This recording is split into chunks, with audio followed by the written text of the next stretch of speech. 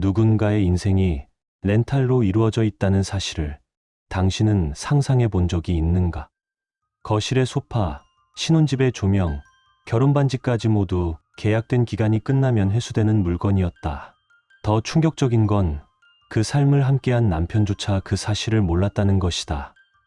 3년이라는 시간 동안 사랑이라 믿었던 모든 것이 사실은 치밀하게 설계된 무대였다. 그리고 그 무대의 주인공은 어느 날 갑자기 아이만 남겨둔 채 사라졌다. 남겨진 남자가 선택할 수 있는 건 단 하나였다. 사라진 진실을 되짚는 것. 그 시작은 한 남자가 탐정 사무실을 찾아오면서 시작되었다. 이 사건의 진실이 궁금하시다면 좋아요와 구독, 알림 설정까지 방탐정의 이중 파일에서 계속 함께 해주세요. 그날 오후 문이 열리는 순간 나는 이미 예감하고 있었다. 겨울비가 묻은 코트 자락을 조심스레 털며 들어선 남자의 걸음에는 망설임이 있었고 눈빛엔 설명할 수 없는 어둠이 깃들어 있었다. 그는 나를 똑바로 바라보다가 한 박자 늦게 입을 열었다. 제 아내가 사라졌습니다. 그 말은 단순했지만 그 안에 담긴 공허함은 오래도록 침묵을 남겼다. 나는 조용히 고개를 끄덕이며 자리에 앉으라고 권했고 그는 한숨처럼 몸을 소파에 묻은 뒤 차갑게 굳은 손으로 주먹을 움켜쥐었다. 그의 이름은 현우, 39, 국내 제약업계 상위권에 드는 대경바이오 전략기획실 팀장이었고 경력과 외모 모두 갖춘 남자였지만 그의 눈엔 지독한 혼란이 감돌고 있었다. 그녀를 처음 만난 건 5년 전이었어요. 그땐 제가 교통사고로 병원에 누워 있었고 몸보다 마음이 먼저 무너져 있던 시기였죠. 그는 그 시절을 떠올리며 조심스럽게 말을 이었다. 재활센터 근처의 작은 카페에서 그녀를 처음 봤어요. 조용히 책을 읽고 있던 모습이 이상하게 낯설지 않았고 아마 처음부터 끌렸던 것 같아요. 그녀의 이름은 수정. 서울권 명문대를 졸업하고 한 대기업 금융지점에서 일한 경력이 있으며 결혼 직전에는 제약회사 인사파트에서 계약직으로 근무 중이었다고 했다. 그러나 현우 씨가 말하길 그녀는 스펙보다 사람이었다. 단정한 옷차림, 정돈된 말투, 무엇보다 그녀는 늘 나보다 나를 더 걱정해줬어요. 내가 뭘 원하는지 말 안 해도 알아채는 사람이었어요. 이해와 배려라는 이름 아래 그는 서서히 그녀에게 의지하게 되었고 자신도 모르는 새 결혼을 결심했다고 한다. 양가 상견례는 간단히 진행되었다. 수정 씨는 부모님이 해외 사업 중이라 참석이 어렵다고 했고 결혼식 당일엔 언니라는 여성이 혼주석에 앉았다. 솔직히 조금 어색하긴 했어요. 하지만 뭐랄까 그녀를 믿고 싶었고 그녀가 있는 것만으로 충분했어요. 결혼 후의 생활은 예상보다 평화로웠고 그녀는 전업주부로 전향하며 집안을 섬세하게 꾸려갔다.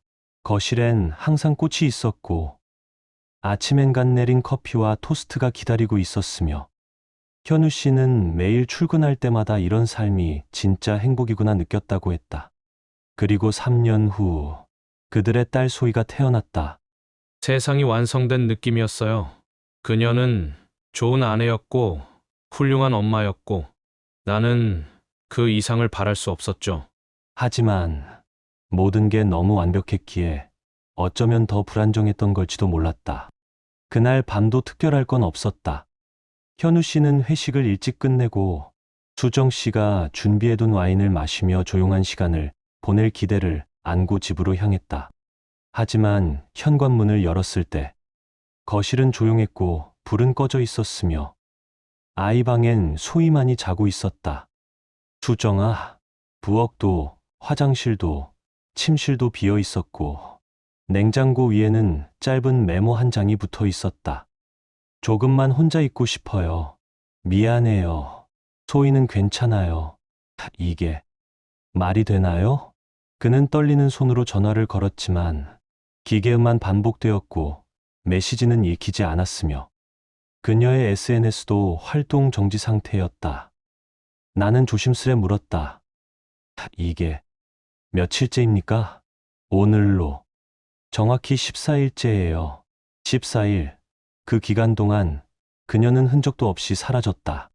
친정은 연락 두절, 지인들도 그녀의 행방을 몰랐고, 경찰은 실종 신고를 접수받았지만, 개인정보보호법에 따라 본인이 원하지 않으면 위치를 공개할 수 없다는 말만 되풀이했다. 그녀가 자발적으로 사라졌다는 거죠? 아니, 그럴 리가 없어요. 그녀는 소희를 두고 떠날 사람이 아니에요. 나는 그의 말에 답하지 않았다. 왜냐하면 그 말조차 확신할 수 없는 정황이 하나둘 나타나고 있었으니까. 한 가지 기억나는 게 있어요.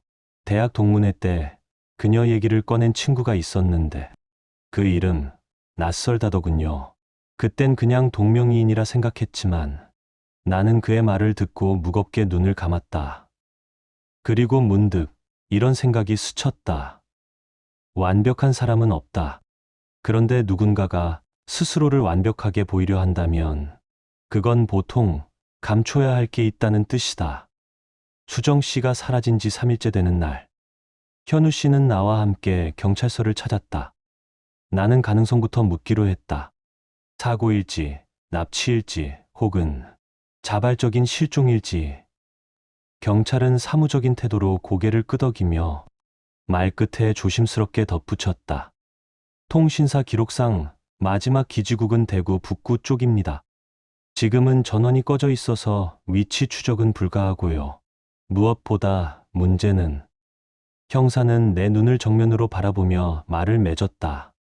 본인이 직접 전화를 받아서 실종이 아니라고 말했습니다. 순간 사무실 안 공기가 멈춘 듯 했다. 현우 씨는 멍하니 형사를 바라보다가 목소리를 높였다. 그게 무슨 말이에요? 직접 통화했다고요? 그럼 어디 있는지 알려주세요. 죄송하지만 개인정보 보호법상 본인의 동의 없이는 위치나 신원을 공개할 수 없습니다. 나는 조용히 손을 들어 그를 말렸다. 이건 법이 막고 있는 벽이었고 아무리 감정적으로 격해져도 그 벽은 넘을 수 없는 현실이었다. 하지만 그 상황은 명백히 이상했다. 그녀가 연락을 거부하고 있다는 사실 자체보다 그녀의 행동이 너무나도 일관되고 계산되어 있다는 점이 나를 불편하게 만들었다. 현우 씨, 혹시 그녀가 통화한 상대가 경찰 말고도 있었을 가능성은요? 그는 고개를 저었다. 전혀요. 전혀 연락이 안 돼요. 아이가 아픈 것도 아니고 다 잘 있었는데 갑자기, 정말 갑자기 사라진 거예요. 형사는 그 말을 듣고도 큰 반응을 보이지 않았다. 오히려 그는 서류를 정리하며 짧게 중얼였다. 요즘 그런 일 많습니다. 가정 문제로 잠적하거나 심리적으로 도망치는 경우 실종으로 보기 어려운 케이스죠. 나는 그 말에 마음속 깊은 회의감이 스쳤다. 법은 사람을 보호하기 위한 것이라지만 어쩌면 그 법은 때때로 진실을 감추는 방패가 되기도 한다. 그녀가 정말 무사한 것인지 아니면 누군가의 지시에 따라 그런 통화를 한 것처럼 보이게 한 것인지 이 상황은 분명히 더 깊은 조사가 필요했다. 경찰서를 나서는 길, 현우 씨는 나지막이 중얼거렸다. 그녀가 어디에 있는지 누군가 알고 있는 거잖아요. 그런데도 나는 아무것도 할 수가 없네요. 나는 그 말에 대답하지 않았다. 왜냐하면 그 순간부터 나는 단순한 실종자 찾기를 넘어선 더 복잡하고 더 숨겨진 의도를 추적하기로 결심했기 때문이다. 그날 밤 나는 수정이라는 이름으로 등록된 부동산, 통신기록, SNS 계정, 은행거래, 행정이력까지 가능한 모든 조사를 의뢰했고 내부 네트워크를 통해 정리된 프로파일을 분석했다. 그리고 다음 날 아침 현우 씨는 다시 내 사무실을 찾았다. 결심했어요. 직접이라도 그녀를 찾아야겠어요. 탐정님께 정식으로 의뢰하겠습니다. 나는 고개를 끄덕였고 그 순간부터 우리는 실종이 아니라 탈출의 궤적을 추적하기 시작했다. 조사가 시작되자마자 나는 습관처럼 주변인을 먼저 탐문했다. 실종 직전 수정 씨가 자주 드나들던 편의점, 미용실, 아이 어린이집, 그리고 그녀가 혼자 산책을 즐기던 공원 벤치까지. 어쩌면 가장 평범한 장소에 가장 비범한 단서가 숨어 있을지 모른다는 오래된 직감 때문이었다. 그리고 이틀 후 작은 편의점에서 일하던 아르바이트 직원이 조심스럽게 말을 꺼냈다. 그날요, 그 여자분 버스를 탔어요. 맞은편 정류장에서 102번 버스요. CCTV에도 찍혔을 거예요. 나는 그 영상을 확보했고, 그 안에서 수정 씨는 놀라울 정도로 차분한 모습으로 유모차를 밀며 버스를 기다리고 있었다. 아이 없이, 혼자. 그녀는 핸드폰을 바라보다가 버스가 도착하자 주변을 슬쩍 살피고는 자연스럽게 탑승했다. 그 표정엔 불안도 급함도 없었다. 오히려 익숙함에 가까운 여유가 느껴졌다. 그 순간 나는 명확히 깨달았다. 이건 단순한 가출이 아니라 계획된 이탈이다. 하지만 방향이 문제였다. 102번 버스는 3개의 노선을 통해 시 외곽까지 뻗어 있었고, 그녀가 내린 정류장을 특정하기 위해선 추가적인 목격자가 필요했다. 그때 떴다. 소희 어린이집 교사 중 한 명이 내게 연락을 해왔다. 말씀드려야 할 게 있는데요. 그날 오전 수정 씨가 누군가와 통화하던 걸 들었어요. 어떤 내용이었나요? 그녀는 잠시 머뭇거리더니 조용히 말했다. 오늘 오후에 봐요. 아무도 모르게 조용히 갈게요. 이렇게 말했어요. 그리고 상대방이 남자인 것 같았어요. 목소리가 낮고 조금 딱딱했어요. 나는 그 말을 들으며 머릿속에서 퍼즐 조각이 맞춰지는 소리를 느꼈다. 우리는 그녀의 과거 직장 동료들을 추적했다. 은행 재직 당시 같이 근무했던 인물, 퇴사 이후 연락을 주고받았던 인맥들, 그리고 그 중 한 사람이 뜻밖의 말을 꺼냈다. 그 사람, 그날, 그러니까 실종된 날 오후쯤, 우리 지점 근처에 잠깐 왔어요. 그리고 어떤 남자랑 같이 있었어요. 잘생긴 스타일은 아닌데, 차림새는 깔끔했어요. 약간, 30 중반쯤? 근데, 그 남자, 예전에 우리 회사 고객이었어요. 나는 질문을 던졌다. 그 남자가 수정 씨의 전 직장 동료였다는 이야기도 들었는데요. 그녀는 고개를 저었다. 아니요. 절대 아니에요. 직원이면 제가 모를 리가 없죠. 그 남자는 예전에 대출 상담받으러 온 고객이었어요. 이야기가 어딘가 이상하게 엇갈리고 있었다. 수정 씨는 남편에게 옛 동료를 우연히 마주쳤다고 말했지만 정작 은행 쪽에서는 그 남자를 고객이라고 기억하고 있었던 것이다. 누가 거짓말을 하고 있는가? 그리고 그 거짓은 어디까지 확장되어 있는가? 나는 그 남자의 신원을 확인하기 위해 당시 은행 CCTV 기록과 고객 명부를 동시에 확보했고, 그 결과 그 남자는 서지훈이라는 이름으로 대출 상담을 받았던 인물이었다. 하지만 주소도 전화번호도 모두 폐쇄된 대행업체의 것이었다. 정체불명의 중간 회사, 그리고 그 안에서 드러나기 시작한 가짜 서류, 가짜 신분, 가짜 연결망. 그제야 현우 씨가 했던 말이 머릿속을 울렸다. 모든 게 너무 완벽했어요. 그게 오히려 이상하지 않나요? 그는 아내의 존재 전체가 조작일 수 있다는 상상을 차마 하지 못했지만 나는 이미 확신하고 있었다. 그녀는 사라진 게 아니었다. 그녀는 배역을 벗고 무대 뒤로 퇴장한 것뿐이었다. 이제부터 우리는 그 무대 뒤편을 쫓아야 했다. 신장 한 180 정도, 말끔한 옷차림, 나이는 30대 중반쯤. 네. 수정 씨랑 꽤 가까워 보였어요.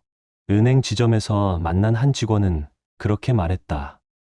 그녀는 처음엔 조심스러웠지만 사진을 보여주자마자 눈썹을 찡그리며 확실히 기억해냈다. 그날 오후 고객 대기석에서 그 남자랑 잠깐 대화했어요. 근데 이상하게도 수정 씨가 은행 내부가 아닌 외부에서 들어왔거든요. 직원이 아니라 손님처럼. 그 말에 나는 순간 멈칫했다. 우리가 알고 있던 이야기와는 전혀 다른 흐름. 현우 씨에게 그녀는 이 남자를 과거 직장 동료라고 소개했지만 은행 측에서 본 그녀는 고객이었다. 그 남자의 이름은 서지훈. 그리고 조사 결과 그는 이 은행의 일반 대출 상담 고객이었으며 그가 남긴 주소와 연락처는 모두 허위였다. 대출은 승인되지 않았고 얼마 후 기록에서도 사라졌다. 누군가는 거짓말을 하고 있습니다. 나는 그렇게 혼잣말을 내뱉었고 현우 씨는 그 말에 얼굴을 하얗게 질리며 물었다. 그럼 수정은 대체 왜 그런 사람을 만났을까요? 그리고 왜 나에게까지 거짓말을 했을까요? 나는 아직 대답할 수 없었다. 왜냐하면 퍼즐의 가장 큰 조각은 여전히 그녀의 과거 속 어둠 속에 숨어 있었기 때문이다. 다음으로 향한 곳은 결혼식 날 언니라고 소개받았던 여성의 주소지였다. 그녀는 결혼식 내내 침묵을 지켰고 사진 속에도 뚜렷하게 등장했지만 현우 씨는 결혼 후 단 한 번도 그녀를 다시 보지 못했다고 했다. 그녀의 명의로 된 신원 정보를 확보해 찾은 곳은 서울 외곽의 작은 연기학원.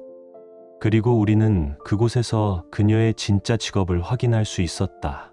그녀는 연기 강사였고 프리랜서 배우로 활동 중이며 가족 역할 대행 전문 업체를 통해 일거리를 받아왔다고 한다. 예전에요. 결혼식 혼주 대행 요청 받았어요. 당시엔 계약서도 있었고 고객 이름은 안수정. 맞아요. 수정 씨였죠.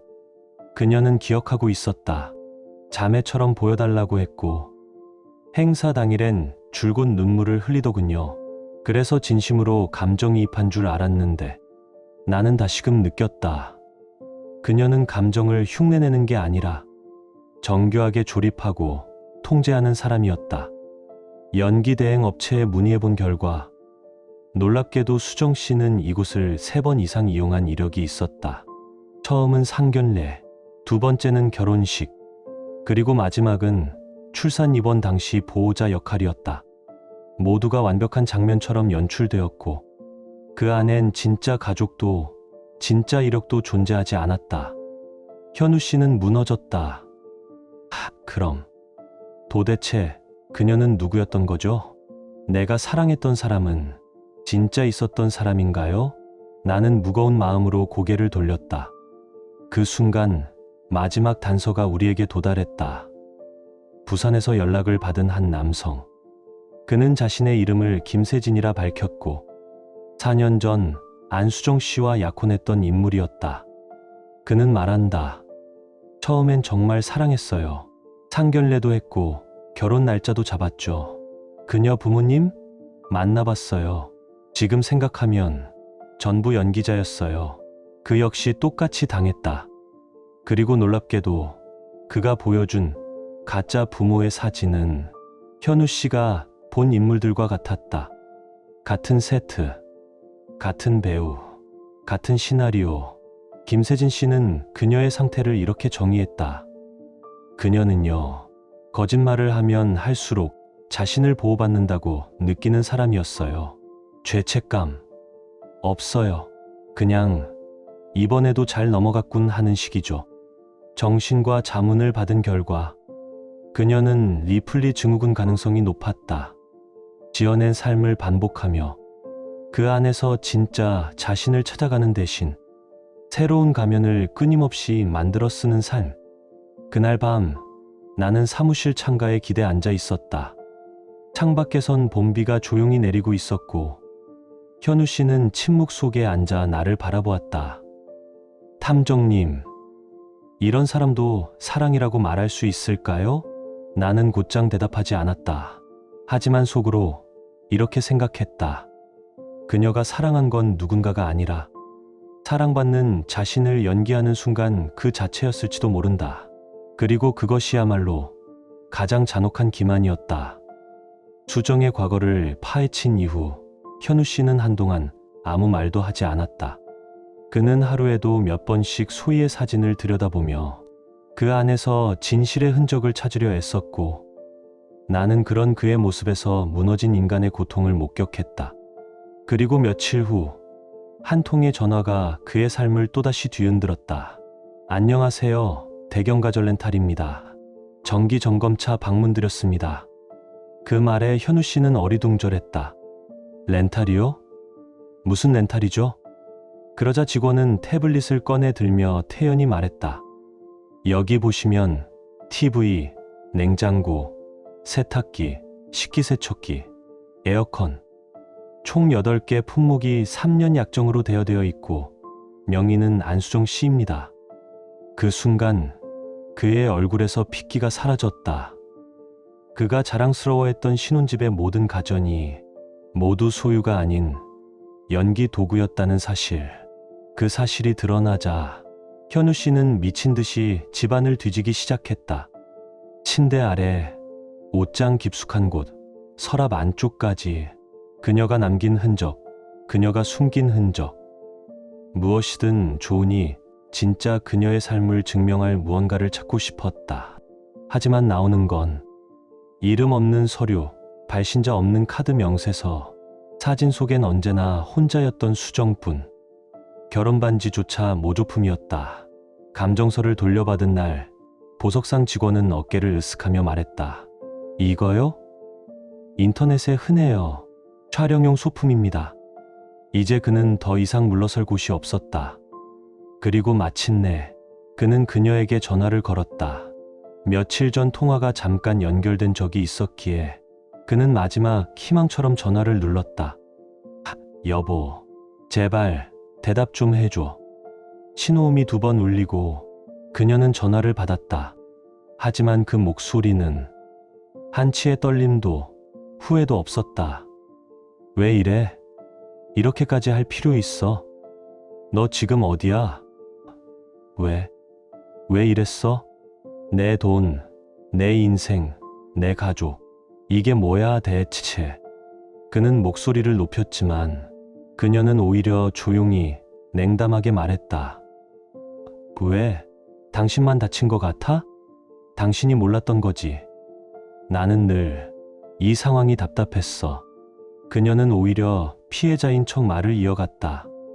3년 동안 나 자신을 완전히 지웠어. 당신이 원하는 아내, 원하는 엄마, 원하는 여자가 되려고 했고, 근데 결국 내가 뭘 얻었는지 알아?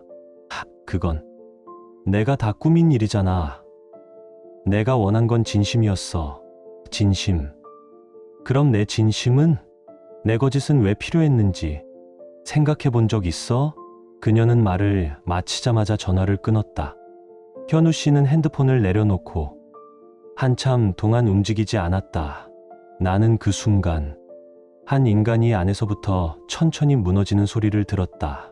그리고 다음 날 더 큰 충격이 그를 기다리고 있었다. 안녕하세요. 부동산에서 나왔습니다. 혹시 이 집 사장님 되시나요? 문 앞에 선 중년의 남자가 그렇게 물었다. 무슨 일이시죠? 그는 차트를 펼치며 설명했다. 이 집 지난주부터 매물로 올라와 있어서요. 현장 점검차 방문 드렸습니다. 뭐라고요? 매물? 그 말에 현우 씨는 미친 듯이 대출 계좌를 확인했고 그녀가 그의 도장을 위조해 매매 동의서를 작성한 흔적을 발견했다. 150만 원, 300만 원, 5천만 원. 그의 계좌에서 조각난 돈들이 어디론가 빠져나가 있었다. 나는 서서히 깨달았다. 그녀가 남긴 건 사람의 형체를 한 허상이었고 그 허상은 사랑과 믿음을 연료 삼아 조용히 그러나 치밀하게 모든 것을 무너뜨리고 있었다. 그리고 현우 씨는 그 허상이 만든 폐허 위에 홀로 남겨졌다. 집이 팔릴 위기에 놓였다는 사실을 알고 난 후 현우 씨는 말없이 현관문을 닫았다. 아무 말도 하지 않은 채 그는 침실로 들어가더니 낡은 앨범 하나를 꺼냈다. 그 속엔 결혼식 사진, 소희가 태어난 날 찍은 가족 사진, 그리고 매년 기념일마다 찍은 셀카들이 순서대로 꽂혀 있었다. 사진 속에 그녀는 늘 같은 미소를 짓고 있었고 그 미소는 당시의 그에게 세상 전부였다. 하지만 지금 그 미소는 도저히 해석할 수 없는 표정이 되어 있었다. 그는 말했다. 난 진심이었는데 그녀는 대체 뭐였던 걸까요? 그 말에 나는 침묵했다. 사랑과 거짓의 경계는 생각보다 멀지 않다. 어떤 이들은 그 경계를 밟고 서서 살아가고 어떤 이들은 그 경계를 넘은 줄도 모른 채 무너져 내린다. 나는 그녀의 흔적을 찾기 위해 각종 중고 거래 앱과 익명 커뮤니티들을 샅샅이 뒤졌다. 그리고 마침내 눈에 익은 조명과 소파가 배경으로 찍힌 사진 한 장을 발견했다.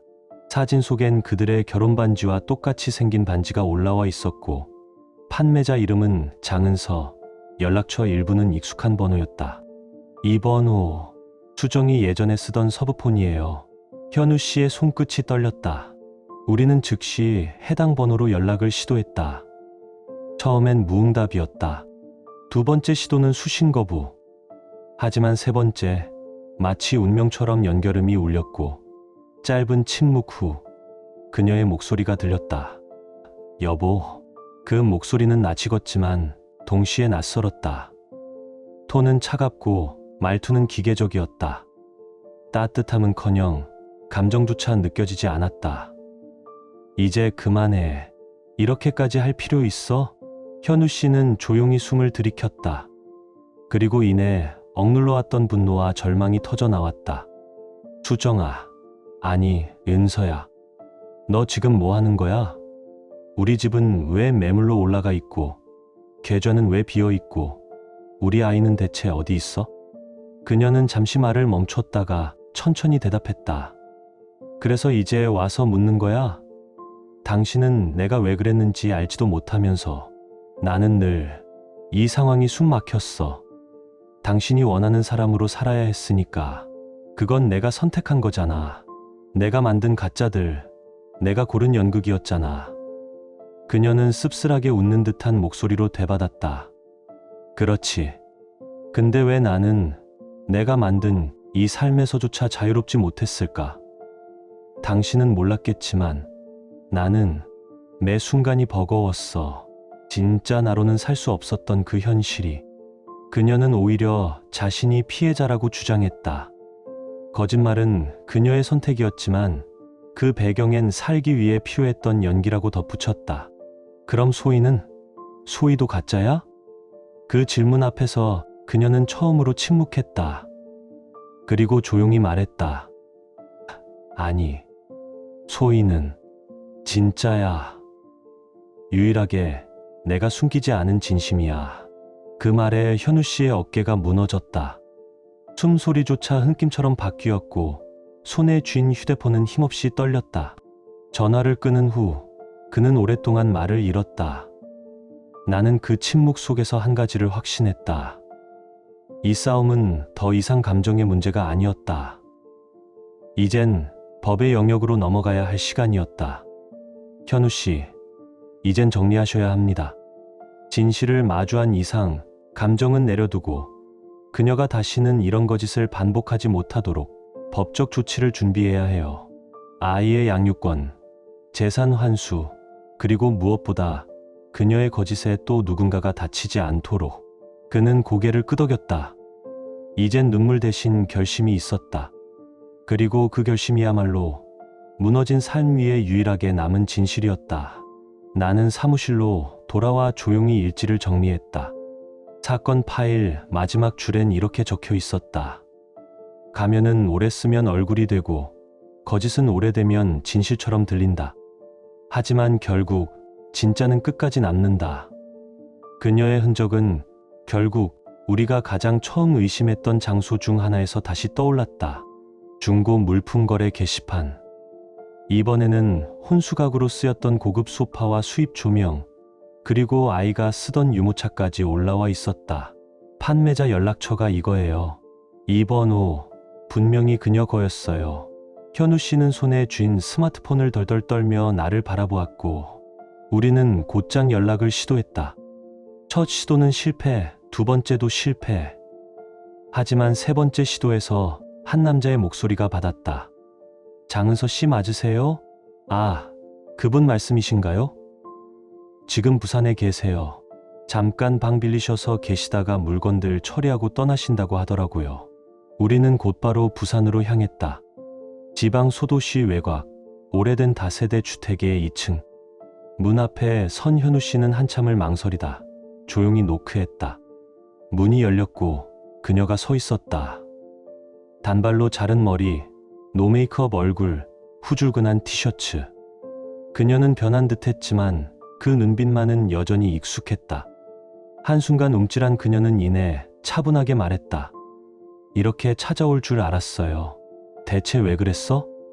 내 가족, 내 친구들, 나까지 다 속이고 왜 그랬냐고. 현우 씨의 목소리는 분노로, 슬픔으로, 절규로 섞여 있었다.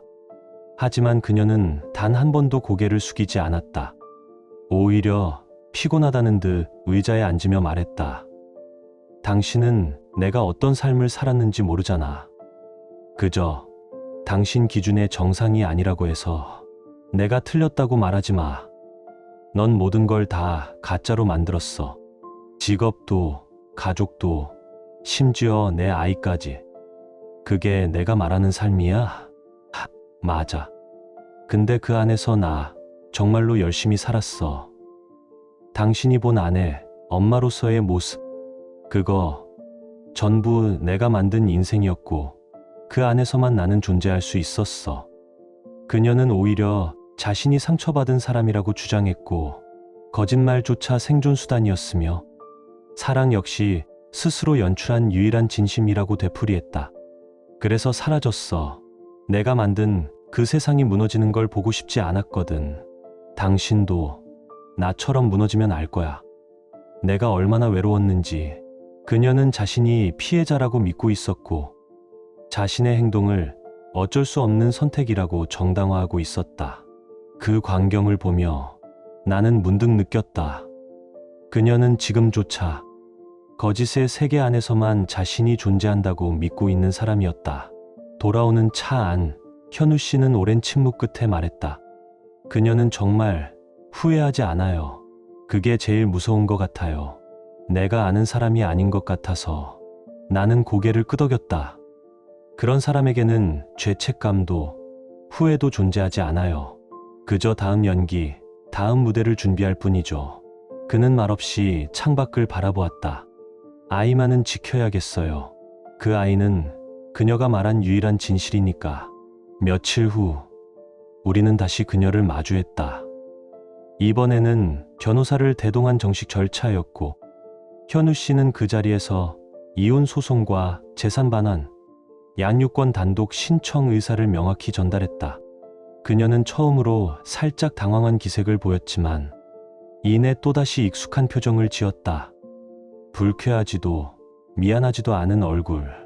그건 마치 이번 연극은 여기서 막을 내리는구나 싶은 배우의 마지막 인사 같았다. 좋아요. 그렇게 하죠. 하지만 그 전에 하나만 물어봐도 돼요? 현우 씨는 고개를 끄덕였고 그녀는 조용히 차분히 말했다. 소희는 내 딸이에요. 그리고 당신 아이이기도 해요. 그 아이만큼은 내가 처음부터 진심이었던 유일한 존재예요. 그 순간 공기마저 멈춘 듯했다. 현우 씨는 아무 말도 하지 않았고 나는 그의 손이 조용히 단단히 움켜쥐어지는 걸 봤다. 그는 울지 않았다. 분노하지도 않았다. 다만 오랜 터널 끝에서 확신 하나를 얻은 사람처럼 단단한 목소리로 말했다. 그 진심, 그거 하나만 믿고 갈게요.